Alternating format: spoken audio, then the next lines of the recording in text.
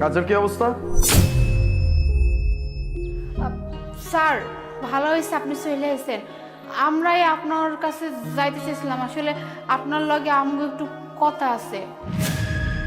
Sir আমরা আর এখানে কাম করব না, মানে আপনার এই জায়গা কাম করবো না, আমরা এখানে চলে যাবো। আপনি এক কাম করেন, আমগো দুজনের দুটো টিকিট কেটে দেন, আমরা যাবো গা বাড়িতে।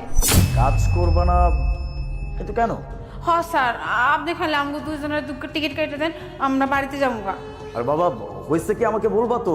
কোনো সমস্যা? দেখো তোমাদের উপরে আমার সমস্ত দায়িত্ব দেওয়া আছে, এখানের যত কাজ সবকিছু তোমাদের উপরে দেওয়া আছে।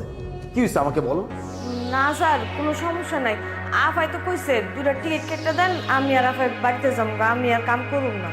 দেখো তোমরা যদি হঠাৎ করে এইভাবে আমাকে বলো যে তোমরা কাজকর্ম করবা না, এখান থেকে চলে যাবা, তোমরা যদি হঠাৎ করে চলে যাও তাহলে তো আমি ঝামেলায় পড়ে যাবো, তাই না? আর তার থেকে বড় কথা হচ্ছে আমি তোমাদের সুবিধা অসুবিধা, তোমাদের যখন যা লাগতেছে আমি তো তোমাদের সমস্ত দিক দেখতেছি, তাহলে ঝামেলাটা কোথায়? আমাকে আমাকে প্লিজ একটু খুলে বলো, আমি ঝামেলায় পড়ে যাবো। স্যার হয়েছে কি, আপনার যে ছোট ভাই ওই যে শহর থেকে আইছে, আপনার ছোট ভাই আমার বুইন্ডার লাগে খারাপ খারাপ কাম করার চেষ্টা করছে।